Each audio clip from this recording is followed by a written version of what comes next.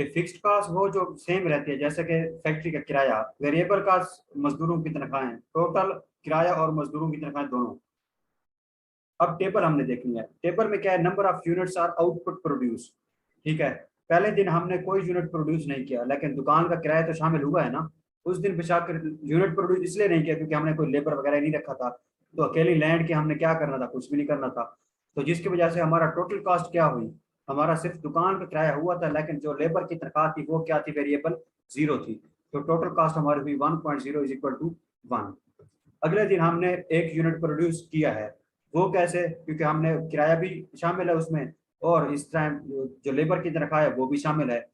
तो टोटल हमारी कॉस्ट कितनी हुई, दुकान का किराया और लेबर की तनख्वाह, तो वो 2 रुपए का टोटल खर्चा हुआ है।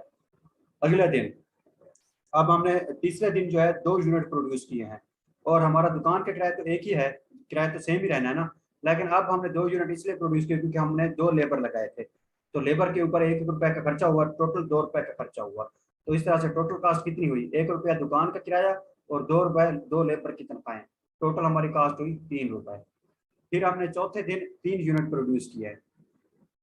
अब हमने क्या कहते हैं, 1 रुपया दुकान का किराया जो कि फिक्स आ रहा है, आप देख सकते हैं फिक्स्ड कॉस्ट है, और इस दिन हमने 3 यूनिट प्रोड्यूस किया क्योंकि 3 लेबर हमने लगाए थे। तो 3 लेबर के ऊपर 3 रुपए का खर्चा हुआ, तो टोटल खर्चा कितना हुआ, एक दुकान का किराया और 3 लेबर की तनख्वाहें, तो 4 रुपए। समझ रहे हैं, ये डेली की दिहाड़ीदार मजदूर हैं, इनका मंथली नहीं है खर्चा। अच्छा, पांचवें दिन हमने 4 यूनिट प्रोड्यूस किए। उस दिन कौन से खर्चे हुए, एक दुकान का किराया 1 रुपया जो कि फिक्स आ रहा है, और जो इस टाइम हमने आज 4 लेबर लगाए थे, तो 4 लेबर की 4 रुपए तनख्वाह। तो टोटल खर्चा कितना हुआ, एक दुकान का किराया और 4 रुपए उनकी तनख्वाहें, टोटल खर्चा हुआ 5 रुपए। तो इस तरह से ये टोटल कास्ट हमारी, ये हमारा हो गया एक्स एक्सेस और ये हो गया वाई एक्सेस।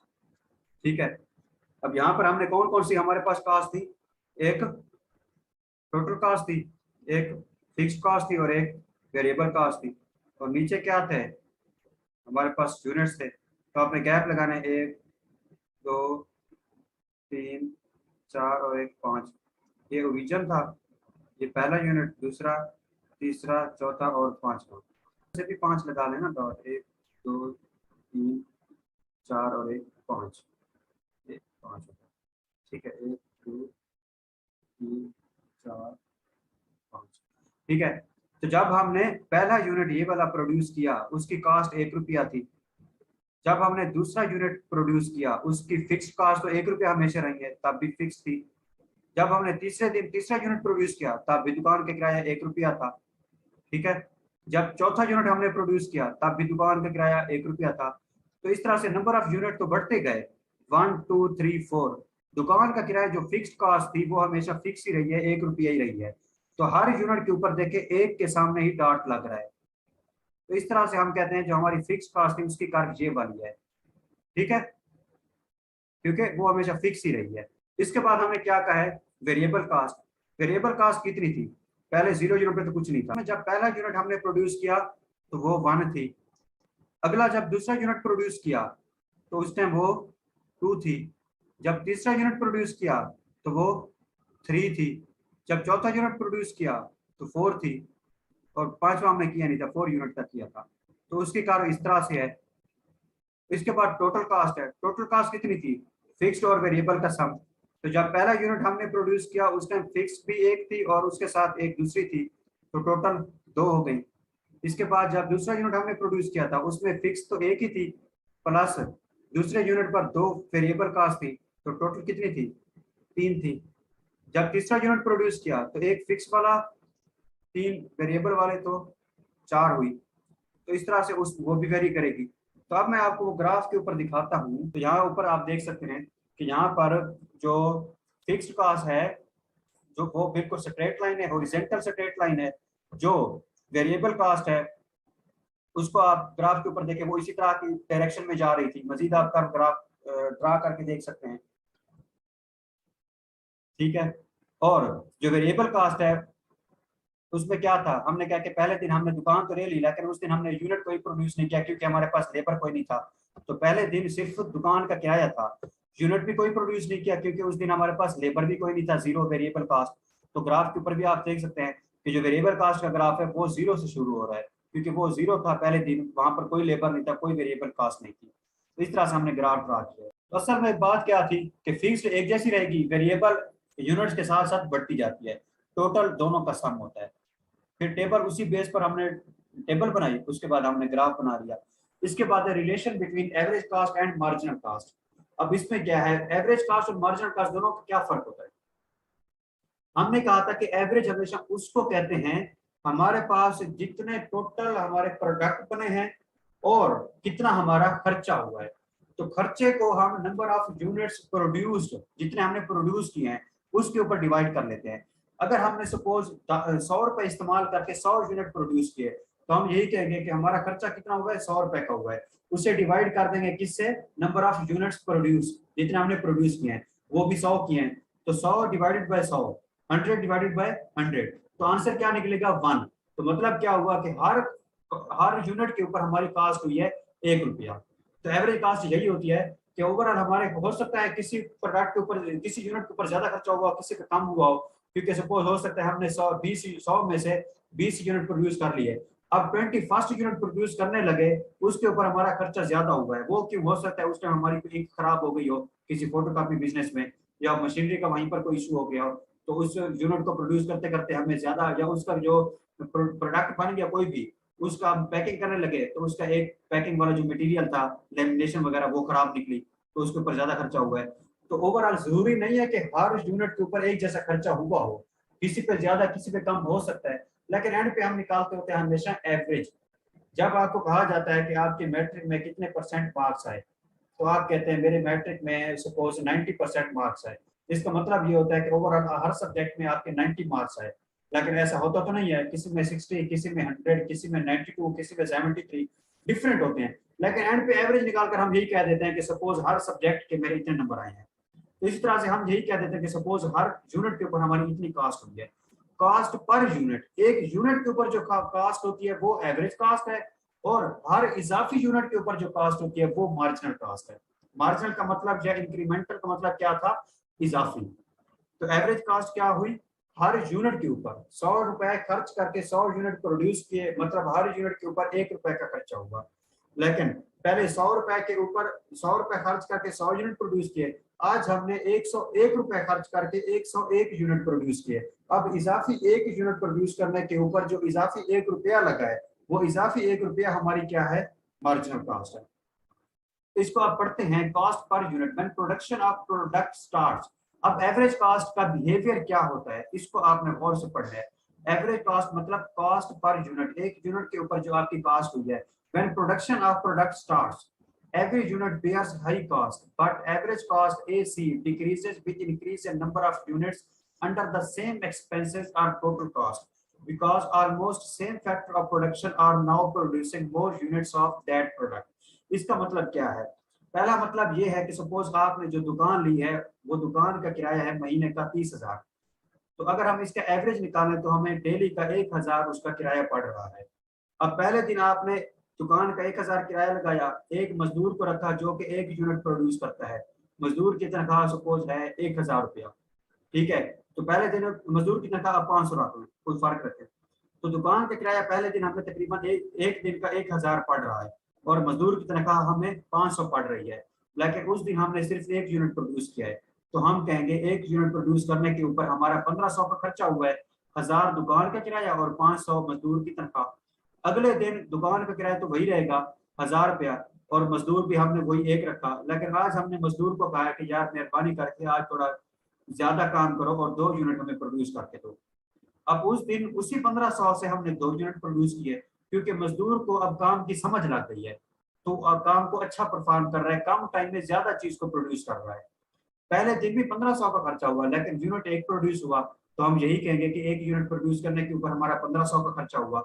अगले दिन भी वही 1,500 का खर्चा हुआ, लेकिन अब क्योंकि लेबर की एफिशिएंसी थोड़ी बढ़ गई है, तो अब वो उसी 1,500 के खर्चे में हमें 2 यूनिट प्रोड्यूस करके देता है।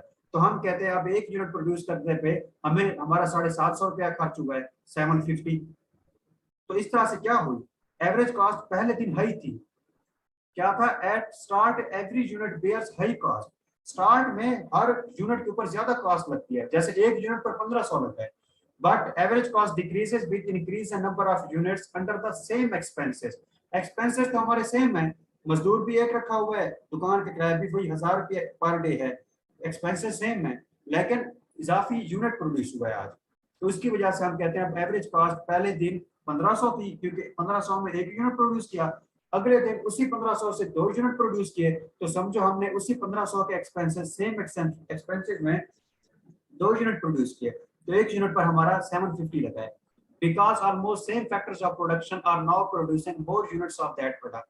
फैक्टर ऑफ प्रोडक्शन सेम है, पहले दिन भी वही लैंड वही लेबर था, अगले दिन भी वही लैंड वही लेबर है, पहले दिन भी 1500 का खर्चा, अगले दिन भी 1500 का खर्चा। पहले दिन ज्यादा एवरेज कास्ट क्यों थी? क्योंकि एक यूनिट प्रोड्यूस किया, उसी के ऊपर 1500 लगा। अगले दिन एवरेज कास्ट कम क्यों थी? क्योंकि टोटल खर्चा 1500 है divided by number of unit produce, जो कि 2 है, तो अब टोटल एवरेज कास्ट कितनी हुई एक यूनिट के ऊपर? 750। इसके बाद है marginal cost, cost used in producing every additional unit. When production of product starts, every additional unit bears high cost, but MC मतलब marginal cost decreases with passage of time because almost same factor of production produce more units of that product. ये same बात अभी तक इस case में भी आ रही है। अब आगे, but with further passage of time, efficiency of factor of production starts to go down. Consider business goes into loss and has to bear higher marginal cost because factor of production are not producing quality product now. इसका मतलब क्या है? अब पहले दिन आप कहते हैं कि यार मैंने एक मजदूर लगाया, एक यूनिट प्रोड्यूस हुआ, अब अगले दिन मैं 10 मजदूर लगाता हूँ, 10 यूनिट प्रोड्यूस होंगे। अब आपको पता चला है कि यार मैंने मजदूरों की तादाद में इजाफा किया है, तो मेरी प्रोडक्शन में भी इजाफा हुआ है, यूनिट भी ज्यादा प्रोड्यूस हुए हैं। तो इस तरह से आप इजाफी लेबर लगाई, इजाफी खर्चा किया, ताकि इजाफी प्रोडक्ट बने, इजाफी अर्निंग हो। लेकिन एक टाइम आता है जब आप कहते हैं कि यार अगले दिन मैं अगर 20 मजदूर लगा रहा हूँ तो मैं 20 यूनिट प्रोड्यूस करूंगा, लेकिन हो सकता है वो 20 के 20 आपस में काम करने की बजाय गपशप में लग जाए। इसको सादा एग्जाम्पल इस तरह लें कि अब जरूरी नहीं है कि जहां पर ज्यादा वर्क फोर्स, ज्यादा वर्कर होंगे वहां पर ज्यादा प्रोडक्ट बनेगा।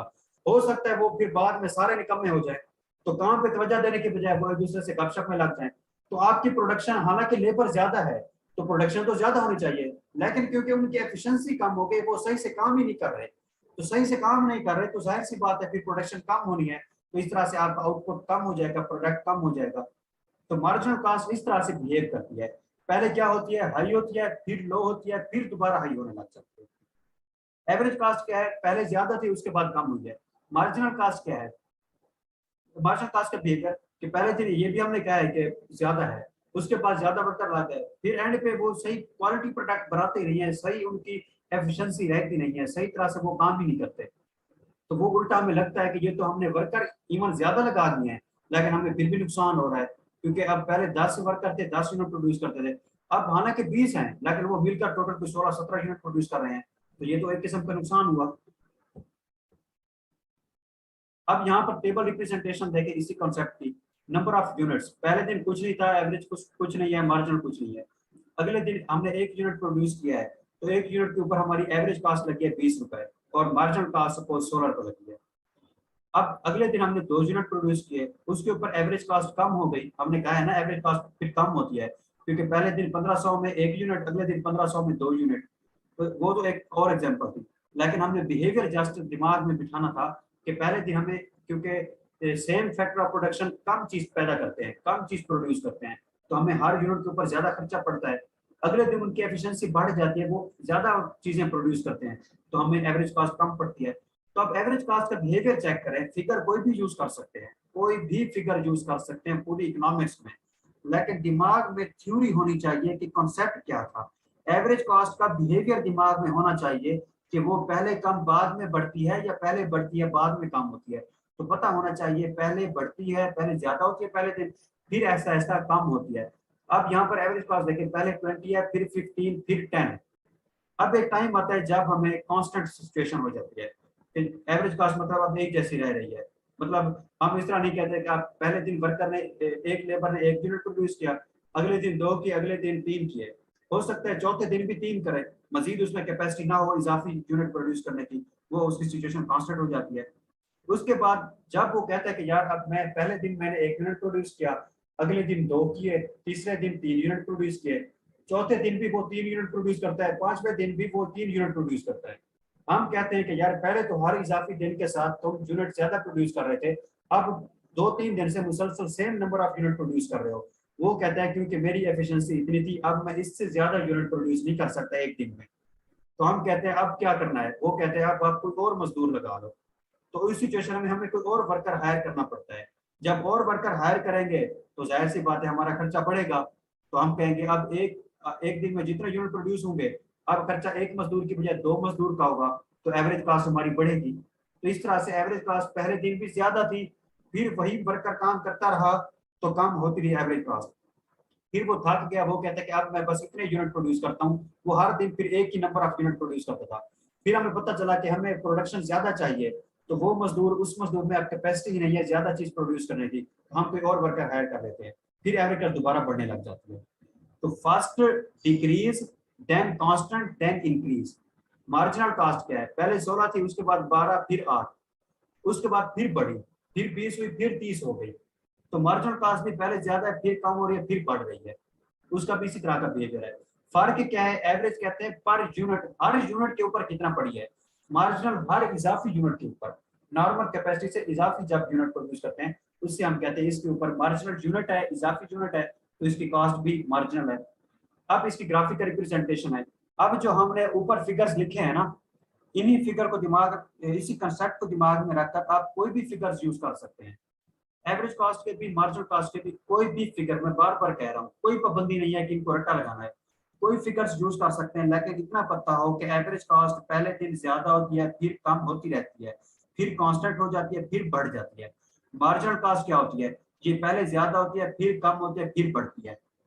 ठीक है, तो इस तरह से आपको पता होना चाहिए। फिगर कोई भी यूज करें, अब कोई भी फिगर यूज करेंगे लेकिन कंसेप्ट यही होगा।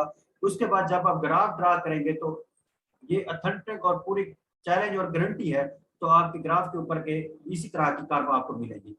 यहाँ पर देखें एवरेज कास्ट क्या है, पहले पहले तो ऊपर ऊपर कर्व स्टार्ट हो रही है तो ज्यादा है, फिर एवरेज कास्ट क्या हो रही है, ऐसा ऐसा कम हो रही है, फिर एवरेज कास्ट दोबारा क्या हो रही है, बढ़ रही है। यहाँ पर देखें एवरेज कास्ट पहले कम हो रही है, फिर जो सेंट्रल पॉइंट है वहां कांस्टेंट है। ये काफी सारी गोलाई बनी हुई है, यहाँ पर जो सेंट्रल पॉइंट डार्क ब्लैक आपको नजर आ रहा है, ये काफी यहाँ पर कांस्टेंट हो गई है। फिर उसके बाद दोबारा एवरेज कास्ट बढ़ रही है जहां AC लिखा हुआ है। और मार्जिनल कास्ट क्या है, मार्जिनल कास्ट पहले क्या है, जहां पर ये इजाफी है, फिर कम हुई, फिर दोबारा बढ़ गई ऊपर की तरफ। तो अब जहां पर ये दोनों एक दूसरे को कट कर रही हैं, इंटरसेक्ट कर रही हैं, तो हम कहते हैं ये ऐसा पॉइंट है जहां पर ये दोनों कास्ट जो है वो क्या है, इक्वल है। अब यहाँ पर आप देखें नंबर ऑफ यूनिट्स वाले कॉलम में, जहां पर फोर्थ यूनिट है वहां के ऊपर एवरेज कॉस्ट भी 10 है और मार्जिनल कॉस्ट भी 10 है। मतलब ये कि चौथा यूनिट जब हमने प्रोड्यूस किया तो हमारी एवरेज कॉस्ट और मार्जिनल कॉस्ट दोनों इक्वल आ रही थी। तो जब ग्राफ के ऊपर हमने गौर किया तो यहाँ पर भी हमें कर्व के ऊपर जिस पॉइंट के ऊपर ये इंटरसेक्ट कर रहे हैं, समझ लो कि ये वही 10 वाली कॉस्ट है, जहाँ एवरेज कॉस्ट भी 10 है, मार्जिनल कॉस्ट भी 10। इन फिगर को यूज करके या कोई भी फिगर कंसेप्ट यही हो, average cost first high, constant then increases, marginal cost first high then decreases and then increases। ये बिहेवियर होगा जहां पर दोनों कट करेंगे, हम कहेंगे इस पॉइंट पर दोनों कॉस्ट इक्वल है। इसके बाद हमने कुछ रिजल्ट्स निकाले, वो भी यही कंसेप्ट जो हम अभी जोर लगा रहे हैं ना, इसमें भी आप कंक्लूजन में भी वही बातें हैं। When average cost is decreasing, marginal cost is less than average cost. वो कहते हैं कि जब हमने देखा कि एवरेज कॉस्ट कम हो रही थी ना, तो मार्जिनल कॉस्ट एवरेज कॉस्ट से कम थी। when average cost is decreasing, when average cost is decreasing, ठीक है, ये टेबल के ऊपर देखें एवरेज कॉस्ट 20 है, 15 है, 10 है, तो कम हो रही है एवरेज कॉस्ट। तो वो कहता है उस टाइम जो मार्जिनल कॉस्ट थी वो एवरेज कॉस्ट से कम थी। तो देखें यहाँ पर एवरेज कॉस्ट 20 है, मार्जिनल कॉस्ट 16 है, एवरेज 15 है, मार्जिनल 12 है। तो इस तरह से जब ये कम हो रही है तब मार्जिनल कॉस्ट है वो इससे कम है। जाहिर सी बात है एवरेज तो टोटल का एवरेज निकाला जाता है ना, मार्जिनल तो सिर्फ रेलिवेंट यूनिट का इजाफी प्राइस होती है, इजाफी कॉस्ट होती है। उसके बाद हमने देखा ग्राफ के ऊपर कि उसने कहा कि जब एवरेज कॉस्ट कम हो रही थी, ये पहला पोर्शन देखें एवरेज कॉस्ट का, जब ये कम हो रही है तो वो कहते हैं मार्जिनल कॉस्ट इससे कम थी, और शो भी नीचे हो रही है, मतलब इसके फिगर्स कम थे तो ग्राफ के ऊपर भी नीचे हमने ड्रा किए होंगे। तो when average cost decreases marginal cost is less than average cost. When average cost has minimum value, marginal cost is equal to average cost. When average cost has minimum value, marginal cost is equal to average cost. यहाँ पर देखें when average cost is minimum value, average cost की minimum value कौन सी है, वो 10 है, क्योंकि 10 के बाद दोबारा बढ़ रही है। तो वो कहते हैं जब इसकी मिनिमम वैल्यू आती है तब मार्जिनल कॉस्ट इसके इक्वल हो जाती है। तो अब देखा जाए एवरेज कॉस्ट तो कांस्टेंट थी, 2 दफा 10 आ रही है, लेकिन मिनिमम हमेशा उस पॉइंट को कहा जाता है जब जिसके बाद फिर चीज बढ़ने लगे। हैं दोनों 10, लेकिन बढ़ तो दूसरे वाले 10 के बाद रही है एवरेज कॉस्ट, तो हम फोर्थ वाले को दिमाग में रखेंगे, हम कहेंगे इस 10 के बाद बढ़ रही है, तो इस 10 के इक्वल सामने देखा जाए तो मार्जिनल कॉस्ट भी 10 है। तो वो लिमिट जिसके बाद एवरेज कॉस्ट बढ़ने लगे उस पर मार्जिनल कॉस्ट इसके इक्वल होती है। ग्राफ के ऊपर भी देख लें कि जिस पॉइंट के ऊपर दोनों इंटरसेक्ट कर रहे हैं, ब्लैक डॉट बना हुआ है, उसके बाद क्या हो रही है, मार्जिनल कॉस्ट बढ़ रही है ऊपर की तरफ कर्व को क्रॉस करके। उसके बाद when average cost is increasing marginal cost is greater than average cost. अब देखें जहां पर एवरेज कॉस्ट दोबारा बढ़ रही है, 10 के बाद 15 और 20 हो रही है, तो वो कहते हैं मार्जिनल कॉस्ट अब एवरेज कॉस्ट से ज्यादा है, ये 20 और 30 है। इस तरह की चीजें हैं, ये आपने इन कंसेप्ट को याद रखना है, इनका बिहेवियर याद रखना है, क्योंकि पहले तो होती थी कि आप इनके दरमियान कर्व ड्रा करें, तो अब इस तरह का इशू नहीं होगा ड्रा करने वाला, वो इसमें कंक्लूजन जो है ना बेसिकली वो मेन रिजल्ट्स हैं पूरे कंसेप्ट के। कंक्लूजन जो है हमने उसमें कहा है कि हमने ये चीजें इसमें ऑब्जर्व की हैं। उसके बाद है cost and long run, cost which remain changing for all factor of production. ठीक है, यहाँ पर टाइपिंग ठीक है, cost which remain changing for all factor of production, कि जब हर फैक्टर ऑफ प्रोडक्शन के लिए कॉस्ट चेंज होती है। मैंने कहा था लॉन्ग रन का मतलब है कि कस्टमर ने दुकानदार को एक लंबा अरसा दे दिया है अपने कंपनी में अपनी फैक्ट्री में चेंजेस लाने के लिए, क्योंकि तुम अपनी फैक्ट्री में चेंजेस ले आओ, क्योंकि मैंने तुमसे अब ज्यादा डिमांड करनी है प्रोडक्ट की। तो लंबा पीरियड होगा तो इसमें वो लैंड को भी चेंज कर देता है, फैक्ट्री भी और लगा देता है। तो इसलिए हम कहते हैं कि सारे फैक्टर ऑफ प्रोडक्शन क्या है, चेंजिंग है, वेरिएबल है, तो हर की कॉस्ट भी चेंजिंग होगी। तो इसलिए वेरिएबल फैक्टर ऑफ प्रोडक्शन सारे हैं, तो कॉस्ट भी सबकी वेरिएबल होगी, चेंजेस होगी। Firm changes even its fixed factor of production to increase in production. यहाँ पर वो कहते हैं फर्म इवन अपना जो लैंड या एरिया जो फैक्ट्री का जो भी दुकान वगैरह है इवन उसको भी चेंज कर देती है। पहले में शॉर्ट रन में कम से कम दुकान फिक्स थी, उसने और दुकान कोई नहीं ली थी, हाँ इजाफी वर्कर लगा सकता था, इजाफी मशीनरी लगा सकता था, लेकिन लॉन्ग रन में क्या है, वो कहते हैं इसमें आप दुकान भी और लगा देगा, मतलब वो भी इजाफा कर देगा उसमें। Shows sum of many short run cost का, जो लॉन्ग रन है ये इजाफी समझ लें कि बहुत सी शॉर्ट रन का मजमूआ है। एवरेज कॉस्ट क्या है, average cost first decreases then remain constant and then increases. Flatter cost का जब ड्रा करते हैं तो इसकी फ्लैटर होती है curve. Explanation: when firm starts production of product by arranging factor of production, it has to bear greater average cost per unit at the start, because at initial stage firm produces less number of units of product, but after some production, if firm as firm produces more units of that product with those factor of production, it bears less average cost as compared to start. A point reaches when average cost and output becomes equal to each other. And after this, with the passage of time, firm got so much production that now it becomes very difficult for the firm to handle so much large scale production. In this way, quality of product lost. Firm loses the customers and now gradually it has to bear more and more average cost per unit as compared to previous and goes into loss. ये सारा firm का एक दुकान का business किस तरह से चलता है कि पहले दिन उसकी डिटर्मिनेशन ज्यादा होती है लेकिन यूनिट कम प्रोड्यूस होते हैं, क्योंकि जो वर्कर वगैरह की एफिशिएंसी है वो अभी कम है, फिर ज्यादा यूनिट प्रोड्यूस हो जाते हैं। अब उसी तरह से वो वर्कर ज्यादा लगाता जाए और वर्कर उन्हीं वर्कर के साथ ज्यादा प्रोडक्शन करता जाए। अब हो सकता है वर्कर की एफिशिएंसी खत्म हो जाए या फिर फर्म के लिए खुद मुश्किल हो जाए चीजों को हैंडल करना, तो इस तरह से वो उसको नुकसान हो जाता है। अगर वर्कर कहे कि यार आप कोई और वर्कर लगाओ मेरे साथ, तो फर्म का इस तरह से भी खर्चा होगा, एक किस्म का नुकसान ही होगा। अगर फर्म खुद इतना प्रोडक्शन कर ले कि उसके लिए मैनेज करना मुश्किल हो जाए तो वो भी उसका नुकसान हो सकता है। तो इस तरह से भी उसको कॉस्ट ज्यादा पड़ जाएगी एक किस्म की, क्योंकि हमारा नुकसान जो है वो हमें क्या पड़ता है, एक हमारे लिए कॉस्ट होती है। ये वही बिहेवियर जो पहले मैंने आपको बता दिया है। अब लॉन्ग रन एवरेज कॉस्ट का, ठीक है, इसका बिहेवियर वो क्या रहता है, first decrease then constant then increase. Long run average cost curve and extension, ये बहुत सी शॉर्ट रन का सम होगा। Long run is sum of various short run. Long run cost curve is also derived from different short run cost curve. Long run average cost curve is also termed as envelope या cover curve. Envelope क्यों कहते हैं, देखें सामने हाल सारा कि हमने एक बड़ी कर्व बना दी, बिहेवियर तो यही सेम है, लेकिन एक बड़ी कर्व बना दी उसके ऊपर अंदर फिर दो छोटी भी कर्व बना दी, बिहेवियर देख लें सबका सेम है। First decreases then constant then increases. जो बड़ी वाली कर्व बनाई गई है वो भी ऐसे है, first decreases then constant then increases. लेकिन ये लॉन्ग रन है, इसमें बहुत सी शॉर्ट रन का ये मजमूआ है, तो इसमें कहा जाता है कि ये क्या है, एनवेलप है, एक कवर है पूरी का पूरी जो इसको कवर कर रहा है शॉर्ट रन को। लेकिन कर्व सारी छोटी भी वैसी है जैसे ये बड़ी वाली है, लेकिन हमने पहले एक बड़ी वाली ड्रा कर ली, उसके अंदर हमने कहा कि बहुत सी छोटी का ये मजमूआ है। हमारा आउटपुट क्या है, वो प्रोडक्ट जो हमने फैक्टर ऑफ प्रोडक्शन मतलब इनपुट या कॉस्ट वगैरह खर्चा करके हमने प्रोडक्ट बनाया है। Product made by combining factor of production, process of making goods and services by combining input resources मतलब factors of production, example given land labour capital and entrepreneur. Conversion of raw material into finished goods, raw material मतलब वो चीजें जिनको आप इस्तेमाल करते हैं। अब कोई भी प्रोडक्ट आपने सपोज कोई टेबल बनानी है फर्नीचर वाली, अब उसके लिए लकड़ी वगैरह कहीं से भी आप लेकर आते हैं, तो वो लकड़ी जो आम तौर पर आम शक्ल में होती है वो रॉ मटेरियल होता है। जब एक पूरा प्रोडक्ट टेबल या चेयर बन जाती है वो फिनिश्ड गुड्स होती हैं। Conversion of physical input into physical output, ठीक है, इनपुट को आउटपुट में कन्वर्ट करते हैं। Production decision is one of the most important factor to determine the firm's overall life. Production decision ऐसा ही है कि कोई भी हमने देखना हो हमारा बिजनेस हमारी दुकान किस तरह से चलती है, हमेशा उसकी प्रोडक्ट की प्रोडक्शन पर ही डिपेंड करती है। Objective of firm is to make profit. हर दुकान, हर कारोबार, हर बिजनेस, हर फर्म का मकसद क्या होता है, प्रॉफिट कमाना। इसके बाद है प्रोडक्शन फंक्शन। सबसे पहले हम इसके लफ्ज के ऊपर गौर करते हैं। प्रोडक्शन का मतलब होता है किसी चीज का प्रोड्यूस होना, फंक्शन का मतलब होता है डिपेंडेंट। तो प्रोडक्शन फंक्शन मतलब किसी भी प्रोडक्ट की जो प्रोडक्शन है वो किसके ऊपर डिपेंडेंट है।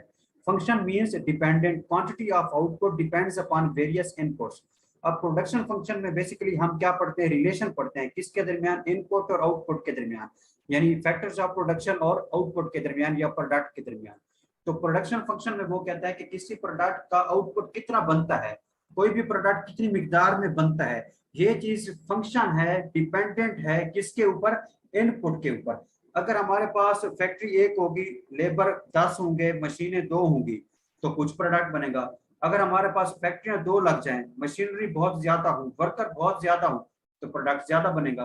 तो इस तरह से कोई किसी प्रोडक्ट की जो प्रोडक्शन है वो उसके इनपुट के ऊपर, फैक्टर्स ऑफ प्रोडक्शन के ऊपर डिपेंडेंट है, फंक्शन है। तो प्रोडक्शन फंक्शन मतलब वो कंसेप्ट जिसके अंदर आउटपुट इज फंक्शन या dependent on input. Maximum production through maximum use of factors of production in an efficient way. मैंने कहा था कि जहां पर लेबर की एफिशिएंसी कम हो तो वहां पर उल्टा नुकसान होता है हमें, चाहे लेबर हमने ज्यादा लगाई हो, तो इसलिए हमने उनको एफिशिएंट इस्तेमाल करना है, एफिशिएंट वे में। Mathematical representation, Q is equal to F into L and K। अब यहाँ पर वो कह रहा है कि जो Q है किसी भी गुड की या आउटपुट की प्रोडक्शन के वो कितनी मिकदार में बन रहा है, वो डिपेंडेंट है। F मतलब फंक्शन है, फंक्शन मतलब डिपेंडेंट है किसके ऊपर, उसके लेबर कितने हैं या कैपिटल कितना है। तो इसमें आपने देखना है L for labour and K for capital. तो वो मैं अब इसी कंसेप्ट जो हमने प्रोडक्शन फंक्शन पढ़ा है कि किसी प्रोडक्ट का आउटपुट उसके इनपुट पर डिपेंडेंट है, अब उसको मैथमेटिकली ये शो कर रहा है कि किसी प्रोडक्ट की जो क्वांटिटी है, आउटपुट है, वो F यानी फंक्शन है किसके ऊपर डिपेंडेंट है, लेबर या कैपिटल के ऊपर। Q stands for quantity or output or production, F stands for function, L stand for labor, K stand for capital। Total product की डेफिनेशन क्या हुई, goods and services produced by utilizing all the available inputs in given period of time। मतलब suppose हम देखते हैं कि यार हमारा गिवन टाइम का मतलब ये है कि हम अगर 6 महीने का हिसाब लगा रहे हैं या 1 साल का हिसाब लगा रहे हैं, तो उस 6 महीने के अंदर हमने अपने सारे के सारे इनपुट्स को अच्छे तरीके से इस्तेमाल करके कितना कोई प्रोडक्ट बनाया है, तो वो जितना भी टोटल प्रोडक्ट हमने बनाया तो उसे हम टीपी या टोटल प्रोडक्ट कहते हैं। इसके बाद है average product, how much of the good that is produced on average by a certain or specific input factor। Average product मतलब लेबर या कैपिटल। एवरेज प्रोडक्ट वो कहता है कि हम ये कहते हैं कि किसी एक फैक्टर की किसी प्रोडक्ट को बनाने के लिए कितनी कंट्रीब्यूशन, उस रेलिवेंट फैक्टर ऑफ प्रोडक्शन के पॉइंट ऑफ व्यू से कहते हैं कि ये एवरेज प्रोडक्ट। ठीक है, मतलब क्या हुआ कि मैंने आपको एग्जांपल दी थी पहले चैप्टर 3 में कि सपोज आपके अब्बू शाम को काम करके आए, तो वो अपने मोहल्ले में किसी दुकान के ऊपर कोई सामान वगैरह लेने गए, वो कहते हैं कि आज आपके 3 बच्चे आए थे और वो टोटल 300 की चीजें लेकर गए हैं। अब अगर वो ये 300 जब कहेगा तो आपके अब्बू आप दिमाग में 2 चीजें लड़ाएंगे, तो वो कहेंगे अब 3 बच्चे थे मेरे और टोटल 300 का खर्चा कर गए, तो हो सकता है हर बच्चे ने 100 का खर्चा किया हो। अगर वो 300 डिवाइडेड बाय 3 कर दे, तो वो कहेगा इसका मतलब है ऑन एवरेज हर बंदे ने 100 रुपए का खर्चा किया।